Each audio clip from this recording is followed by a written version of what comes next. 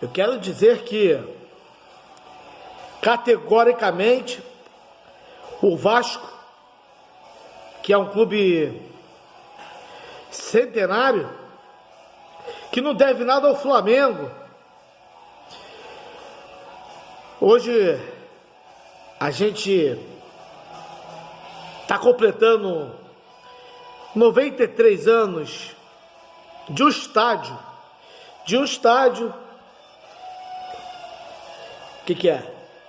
Depois eu falo com a imprensa. Um estádio erguido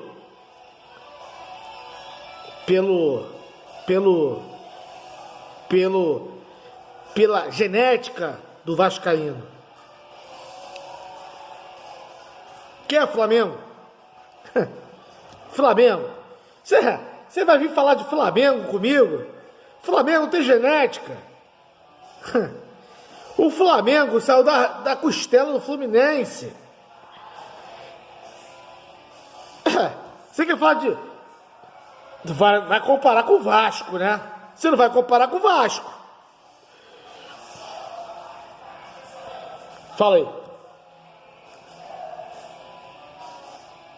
Não. Aqui os salários são em dia. Aqui não devemos salário. Aqui não devemos salário. E outra coisa, vai falar pro seu patrão, vai falar lá pra Rede Globo, a quem vocês servem, que ninguém vai... Enquanto eu estiver aqui, o Vasco não vai ser pisado por vocês. Entendeu? Quem é Sheik? Quem é Sheik? Vocês estão de brincadeira. Vocês estão de conversa fiada comigo. Fala aí. Bandeirante? Pode falar. É o pessoal lá do Milton Neves, né?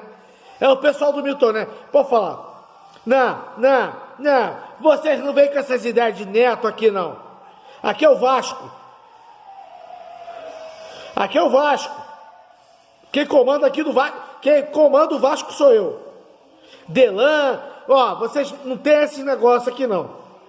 Tá ouvindo? Brant, você é um aventureiro. Leviciano. Esse é tudo aventureiro. Não sabem nada de Vasco.